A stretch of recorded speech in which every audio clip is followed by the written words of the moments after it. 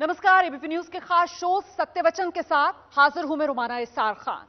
और आज का सत्य वचन यह है कि उत्तर प्रदेश का शहर लखीमपुर लाल हो उठा कल हुई घटना की वजह से। यह शहर लाल हुआ इंसानी तौर पर भी, सियासी तौर पर भी। कल की जो घटना हुई है लखीमपुर में, उसके बाद सियासी बवाल इतना बढ़ा कि तमाम विपक्षी दलों ने जो राज्य सरकार है उसको कटघरे में खड़ा कर दिया।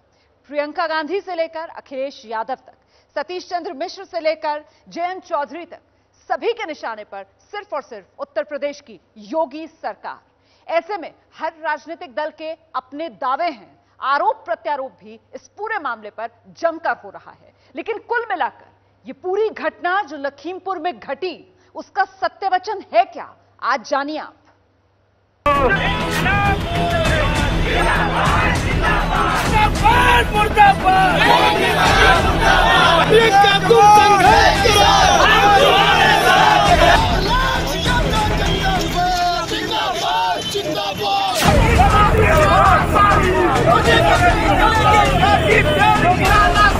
इतना जुल्म, इतना अन्याय अंग्रेजों की सरकार में नहीं हुआ होगा।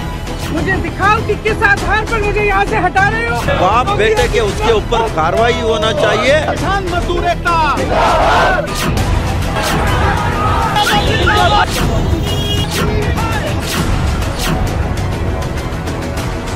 पूरी सहमति बनी, 45 लाख का मुआवजा, सरकारी नौकरी पक्की और FIR बाप और बेटे पर दोनों पे।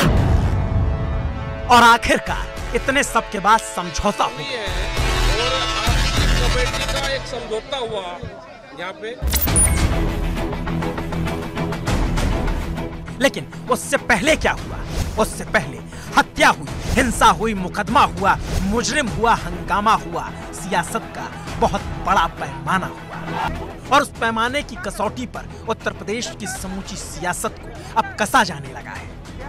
क्योंकि घटना भले ही लखीमपुर खीरी में हुई, लेकिन असर लखनऊ से लेकर दिल्ली तक है। क्योंकि तार लखनऊ से और दिल्ली दोनों से जुड़े हैं। और ये गुस्सा, ये उबाल इसलिए दिखा क्योंकि सवाल बवाल का है, सवाल किसान का है, सवाल जान का है, सवाल इंसान का है। क्योंकि मरे तो इंसान है, और एक नहीं 8-8। हम इस सरकार को बता देना चाहते हैं कि आप ऐसे दमनकारी नीतियों से ना तो आंदोलन को दबा सकते हैं, ना हमारे अधिकारों को रोक सकते हैं। ये पूरी की पूरी सरकार इस समय झूठों की इकट्ठी हुई है। दुर्भाग्य से ये देश इनके हाथ में है। ऐसे ऐसे गुंडे जो हैं वो सरकार में हैं। और आरोप तो यही है कि केंद्रीय गृह मंत्री अजय मिश्रा टेनी के बेटे आशीष मिश्रा की गाड़ी से पहले किसानों को रौंदा गया। किसानों की मौत हुई, उसके बाद किसान उग्र हुए, हिंसा भड़क गई और बीजेपी के 2 समर्थक, एक ड्राइवर की भी भीड़ ने हत्या कर दी। लेकिन विवाद की शुरुआत तो गाड़ी चलाने और गाड़ी चढ़ाने से हुई, जिसके बाद किसानों का गुस्सा बढ़ा। लेकिन मंत्री अजय मिश्रा और उनके बेटे आशीष मिश्रा दोनों आरोपों से इनकार करते रहे। किसानों की बात ही नहीं कर रहे हैं, किसानों के बीच में छुपे हुए जो उपद्रवी तत्व हैं उन्होंने ये हमला किया। और हमारी बात करें तो मैं तो उस मौके पर भी नहीं था, और हमारे बेटे की बात करें तो वो कार्यक्रम स्थल पर था और वो 11 बजे से कार्यक्रम शुरू होता है। ये घटना होने तक हमारा पुत्र वहीं पर मौजूद था और वहाँ पर थोड़े लोग नहीं होते, हजारों लोग होते हैं, हजारों लोग होते हैं। और पुलिस प्रशासन, CO, SDM ऐसे सारे लोग होते हैं। फ़ोटो वीडियो सारी चीज़ें हैं।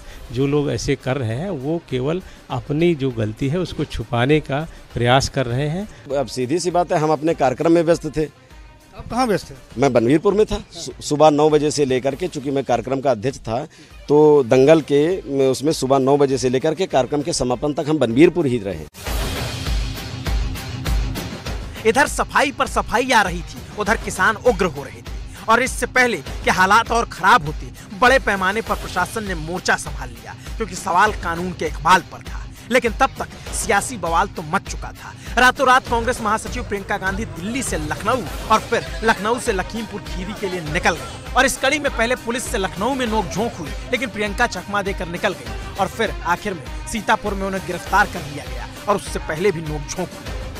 कानून है इस देश में, तुम्हारे प्रदेश में नहीं होगा। इस देश में कानून है। प्लीज कुछ नहीं, तुमने मुझे धकेल के तुम यहाँ लाए हो, मुझे जबरदस्ती ले जा रहे हो, और तुम्हारा कोई हक नहीं है, समझे है? या तो आप एक अरेस्ट का वारंट निकालिए, हथकड़ी लगाओ, चलो। मैं बिल्कुल मुझे बिल्कुल मंजूर है। लेकिन बगैर किसी वारंट के, बगैर किसी ऑर्डर के। यहाँ पे भीड़ नहीं है, 140 है, 4 लोग, हम 2 लोग हैं।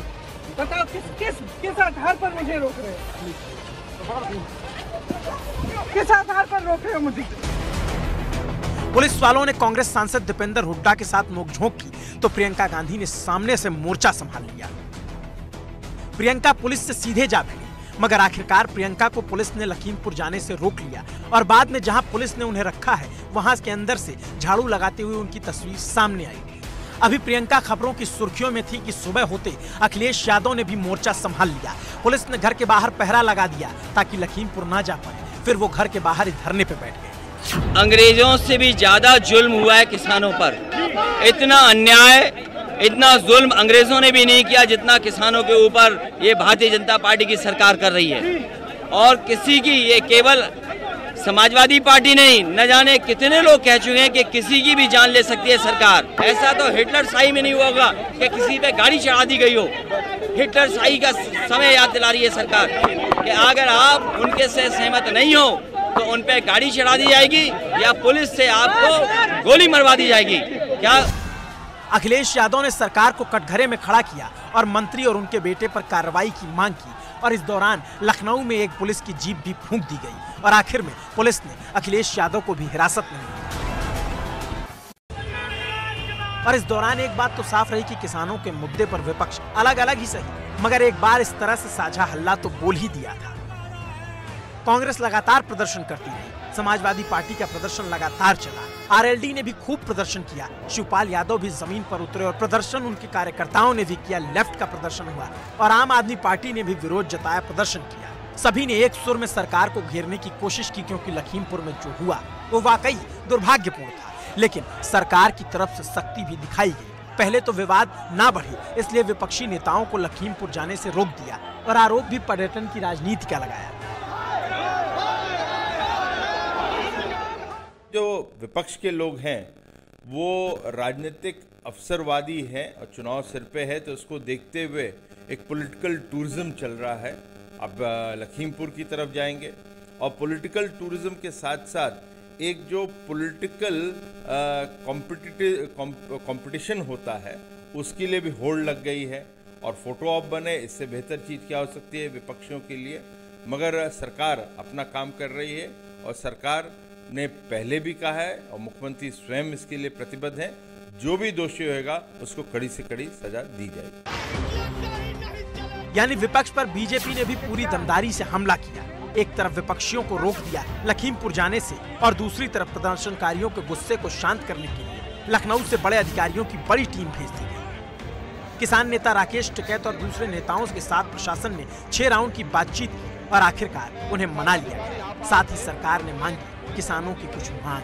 45 लाख का मुआवजा, 4 मृतक किसानों को 45 लाख का मुआवजा, घायल किसानों को 10 लाख रुपए का मुआवजा। हाईकोर्ट के रिटायर्ड जस्टिस से पूरे मामले की न्यायिक जांच कराई जाएगी। मृतकों के परिवार में से किसी एक को सरकारी नौकरी दी जाएगी। 8 दिन के अंदर आरोपियों को गिरफ्तार करने का भरोसा दे दिया गया। आश्वासन दिया गया है कि जो भी व्यक्ति इनकी कमेटी से समय समय पे यहाँ के अधिकारियों से टच में रहेंगे, जो कि कोई भी बिंदु अगर विवेचना के दौरान छूटेगा उसको बताते जाएंगे समय समय पे। गिरफ्तारी बहुत जल्द की जाएगी। पूरी सहमति बनी, 45 लाख का मुआवजा, सरकारी नौकरी पक्की और FIR बाप और बेटे पे दोनों पे और इसकी जुडिशियल इंक्वायरी। और प्रशासन ने जो भरोसा दिया शाम होते होते उसका असर भी दिखने लगा। पहले मंत्री अजय मिश्रा के बेटे आशीष मिश्रा पर FIR दर्ज हुई। हत्या और गैर इरादतन हत्या की धारा 302 के तहत मुकदमा दर्ज हुआ। फिर केंद्रीय गृह राज्य मंत्री अजय मिश्रा पर 120B यानी आपराधिक षड्यंत्र का मामला दर्ज हुआ, क्योंकि आरोप तो यही है कि 25 सितंबर को मंत्री अजय मिश्रा ने किसानों को भड़काया था। यहाँ के जो किसानों के नाम पर आंदोलन कुछ लोग कर रहे हैं, उन लोगों ने वहाँ पर धरना प्रदर्शन करने की एक योजना बनाई और जब हमारे कार्यकर्ता हमारे लोगों को रिसीव करने के लिए जा रहे थे उप मुख्यमंत्री जी को, उसी दौरान उन किसानों के बीच में छुपे हुए कुछ उपद्रवी तत्वों ने इस तरह से पत्थरबाजी की जिसके कारण वहाँ पर वो गाड़ियाँ रुक गईं और गाड़ियों से फिर निकाल करके कार्यकर्ताओं को हमारे लाठी डंडों और तलवारों से पीट करके उनकी हत्या की गई।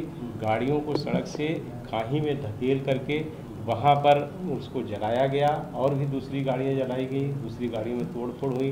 क्योंकि मैं वहाँ पर था नहीं तो पूरी घटना किस तरह से हुई ये नहीं, लेकिन हमारे कार्यकर्ताओं की हत्या हुई है। मंत्री अपना पक्ष रख रहे हैं, किसान अपना पक्ष रख रहे हैं, लेकिन इन सब के बीच एक और मौत हुई है, पत्रकार की। नाम है रमन कश्यप। घटना को कवर कर रहे थे और उनके पिता का आरोप है कि किसानों के साथ गाड़ी में उन्हें भी कुचल दिया। भीड़ भाड़ तो वहाँ थी, ये मतलब जो पत्रकार थे तो उसमें मतलब वही इसी ले गए थे मतलब इनको तो मतलब जब उसमें अब गाड़ी से ही मतलब ये मरे हैं। और हम वहाँ देख के आए, पीएम तो हो ही गया, हमने देखा निशान भी घसीटने के बने हैं, गाड़ी के ठोकर लगे हैं, लाठी डंडे की कोई चोटें तो है नहीं।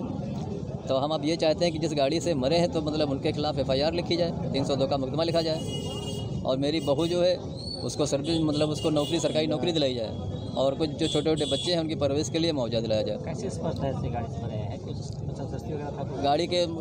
गाड़ी से जब रोड पे घसीटेगा तो गाड़ी से ही घसीटेगा, उसके सिर्फ घसीटे के निशान है। मार्टम रिपोर्ट कोई आई? रिपोर्ट तो अभी नहीं आई है, मतलब उस घसीटे के रगड़ के मतलब सब निशान बने पूरे। यानी पत्रकार के पिता कहते हैं उन्हें भी गाड़ी से कुचल कर मारा गया।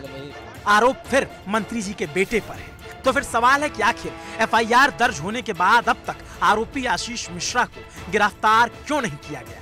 बीजेपी के जिन समर्थकों की मौत हुई उनको इंसाफ कैसे मिलेगा?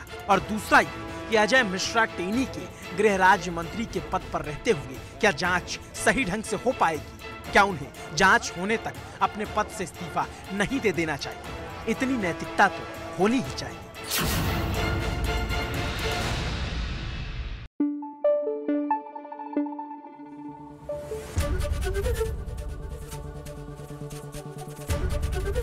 ABP न्यूज आपको रखे आगे।